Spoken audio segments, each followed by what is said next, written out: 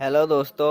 हमारे इंडिया में गुजरात शहर में हुई 5G लॉन्च इंटरनेट की सेवा को लेकर पाकिस्तानी लोगों को क्या रिएक्शन आते हैं, इस वीडियो को एंड तक देखते रहिए। 3 डिस्ट्रिक्ट्स में 5G लॉन्च कर दिया गया है। और आज जो हम पाकिस्तान की पब्लिक से बात करेंगे वो ये बात नहीं करेंगे जी इंडिया टेक्नोलॉजी में बहुत आगे चला गया, कैसे चला गया। डेफिनेटली बहुत से व्लॉग्स में मैं ये डिस्कशन कर चुका हूँ। आज हम जो बात करेंगे वो ये करेंगे कि जब इंडिया में किसी पॉलिटिकल पार्टी ने सर्व करना होता है तो वो कोई ना कोई मतलब टेक्नोलॉजी के हवाले से सर्व करते हैं वो, या फिर अपना इंफ्रास्ट्रक्चर के हवाले से सर्व करते हैं, एजुकेशन सिस्टम को बेहतर करते हैं और फिर वोट लेते हैं। जबकि पाकिस्तान में देखने में ये आता है कि पाकिस्तान में अगर वोट लेना हो किसी पॉलिटिकल पार्टी में तो वो सिर्फ इल्ज़ाम लगाते हैं, कभी अपने अपोजिशन पर या फिर कभी इंटरनेशनल साजिश का इल्ज़ाम लगाते हैं। क्या वजह है कि हम टेक्नोलॉजी में, हम इंफ्रास्ट्रक्चर में, हम एजुकेशन में बहुत पीछे रहते जा रहे हैं। इंडिया तेज़ी से ग्रो कर रहा है। सर्व करने, गवर्नमेंट की सर्व करने के हवाले से बात कीजिए, क्या वजह है कि वो टेक्नोलॉजी सर्व कर रहे हैं, टेक्नोलॉजी की फील्ड में, एजुकेशन की फील्ड में सर्व कर रहे हैं, जबकि हम अभी तक रोटी कपड़ा और मकान के इशू में फंसे हुए हैं। ये सब बातें करेंगे पाकिस्तान के सिटीजन से, पाकिस्तान के स्टूडेंट से, और जो मेरी पर्सनल ओपिनियन है इस हवाले से वो मैं आपको बताऊंगा वीडियो के लास्ट में। चलते हैं वीडियो की तरफ और मिलते हैं वीडियो के बाद। अस्सलाम वालेकुम। वालेकुम अस्सलाम। आपका नाम? काशिफ। क्या करते हैं? मैं प्राइवेट जॉब करता हूँ, मीडिया सेल्स। मीडिया से रिलेटेड प्राइवेट जॉब करते हैं, ठीक है। मैं जिस टॉपिक पे वीडियो रिकॉर्ड कर रहा हूँ वो टॉपिक ये है कि इंडिया का जो गुजरात है, पूरे स्टेट में 5G 33 डिस्ट्रिक्ट्स हैं, वहाँ पे 5G लॉन्च कर दिया गया है। इलेक्शन जब करीब आते हैं तो देखने में ये आता है कि कभी कोई सर्विस लॉन्च की जाती है, कभी कोई। इंडिया की मैं बात कर रहा हूँ। अगर पाकिस्तान की बात करें तो पाकिस्तान में इल्ज़ाम ज़्यादा लगाए जाते हैं कि उस पार्टी ने ऐसे कर दिया, इस पार्टी ने ऐसे कर दिया, मतलब सर्व नहीं किया जाता। क्या कहना चाहेंगे? एक्चुअली हमारे मुल्क का ना सबसे बड़ा डायलेमा ये है, हमारे यहाँ अभी भी जो सियासत है ना वो बिल्कुल बुनियादी चीज़ों के ऊपर चल रही है। हालांकि आपकी बात से मैं सहमत हूँ कि पूरी दुनिया, अगर आप दुनिया का मुआवजा करें कि दुनिया कहाँ से कहाँ चली गई है, कतर को देखें, दुबई को देखें, आप फार ईस्ट में चले जाएँ, ठीक है, उसके बाद आप सिंगापुर में चले जाएँ, आप अपने चाइना को देख लें, दुनिया किस लेवल पे बात कर रही है। लोग चांद पे जा रहे हैं, लोग ऐसी ऐसी टेक्नोलॉजी की बात करते हैं कि बाज़ औक़ात मैं तो हैरान हो जाता हूँ। और मेरे लिए फिर सबसे बड़ी पशेमानी की बात होती है कि पाकिस्तान आज बहुत से बुनियादी, बल्कि बहुत, अभी भी हम तकरीबन महल से दुनिया से कुछ 40-50 साल पीछे हैं। इंडिया की बात करें, वहाँ पे कहा यह जाता है जी कभी टेक्नोलॉजी आ रही है, कभी इंफ्रास्ट्रक्चर बेहतर हो रहा है। अगर आईटी की बात करें, दुनिया में उसका एक नाम है। मेडिकल सेक्टर की बात करें तो बहुत तेज़ी से ग्रो कर रहा है। क्या वजह है? उनके पॉलिटिशियंस। अच्छा, एक और चीज़ है कि हम अक्सर ये कहते हैं जी हुकूमत हमारी ऐसे कर रही है, गवर्नमेंट हमारी ऐसे कर रही है। क्या मेरी और आपकी इंडिविजुअली जिम्मेदारियाँ नहीं है कुछ, कि हर एक चीज़, हर एक, अगर हमारा कुछ नुकसान हो रहा है या अगर कंट्री ग्रो नहीं कर रही तो वो गवर्नमेंट का कसूर है? देखिए, government at the end of the day तो हम तो गवर्नमेंट की तरफ ही देखते हैं ना। पाकिस्तान के अंदर रिसोर्सेज की कमी है। अब मैं जो है हैंडीकैप्ड इंसान हूँ, मुझे सरकार ने लेके चलना है। अब कहने का मकसद है कि अगर आप इंडिया की मिसाल देते हैं, इंडिया के अंदर पॉलिटिशियंस का जो भी मामला है, लेकिन बैक एंड के ऊपर जो उनके मुल्क चलाने वाले लोग हैं ना, जो वहाँ के टेक्नोक्रेट्स हैं और वो जो उनकी ब्यूरोक्रेसी है, उन्होंने अपना एक बैक एंड पे एक विजन बनाया हुआ है कि शाइनिंग इंडिया, ब्राइट इंडिया, उसको आगे लेके जाना है। सो पॉलिटिशियन जो मर्जी करते रहे, उनकी जो पीछे की एक सिमत है ना, वो उसको टस से मस नहीं होने देते, जिसकी वजह से आज इंडिया दुनिया के हर प्लेटफॉर्म में है। इंडिया दुनिया की मजबूरी बन चुका हुआ है आज, ठीक है।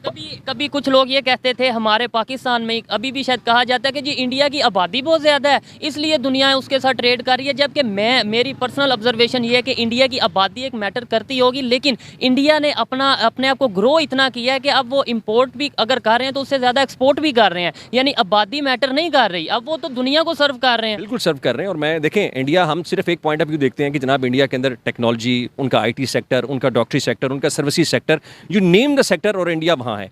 जो उनका एक और जो सबसे बड़ा सेक्टर है ना, वो है उनका एग्रीकल्चर सेक्टर। हम पाकिस्तान को सारी उम्र में बचपन में पढ़ता आया कि पाकिस्तान की 70% जो है वो आबादी, वो एग्रीकल्चर। आज आप अपनी एग्रीकल्चर की 1 एकड़ की पैदावार, और उसके साथ ये बिल्कुल साथ बॉर्डर की तरफ, दूसरी तरफ आई मीन आपका इंडियन पंजाब है, आप जाके उनकी फसलें देखें, उनकी पर एकड़ काश्त देखें, आप हैरान हो जाएंगे। इंडिया के किसानों को कितना फैसिलिटेट किया जाता है और आपके किसान को क्या फैसिलिटेट किया जाता है। उनके पर एकड़ जो उनके अखराजात हैं, उनके अंदर और पाकिस्तान के अंदर बहुत फ़र्क है, ठीक है। हमारे मुल्क के अंदर सोना उगलती हुई ज़मीनें जो हैं उनको सोसाइटीज़ में कन्वर्ट किया जा रहा है। मुझे आज बताएं कि हम 5G की बात कर रहे हैं, अभी इस वक्त मुझे आज बताएं कि जिस तरीके से इस मुल्क में सोसाइटियाँ बन रही हैं और कट रही हैं, 8 से 10 साल के बाद आप कहाँ से खाएंगे?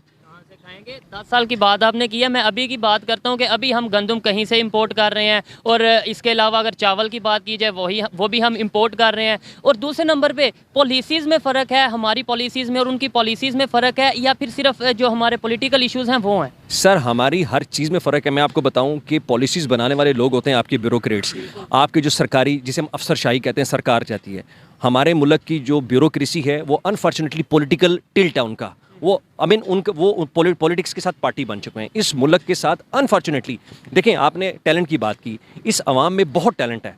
हमारा डायलॉग बन चुका है, बहुत टैलेंट है, लेकिन फिर ये मजाक भी बन जाता है ना थोड़ा सा, जब साबित करके बता चुका कि पाकिस्तान के अंदर अभी रिसेंटली मैं भी थोड़े दिनों पहले पढ़ा था, पाकिस्तान के अंदर कोई इंटरनेट का बड़ा एक यूट्यूब ने कंसोर्शियम किया है। तो पाकिस्तान के अंदर जो यूट्यूबर्स हैं, जो वीलॉग्स करते हैं, आप जैसे जो लोग हैं, उनकी तादाद में दिन ब दिन इजाफा होता जा रहा है। और इसमें बहुत से लड़कों की ऐसी है जिनको टेक्नोलॉजी का पता नहीं है, लेकिन उन्होंने देखा देखी चीज़ों को पिक करने की जो हमारे अंदर एबिलिटी है ना, वो बहुत अच्छी है।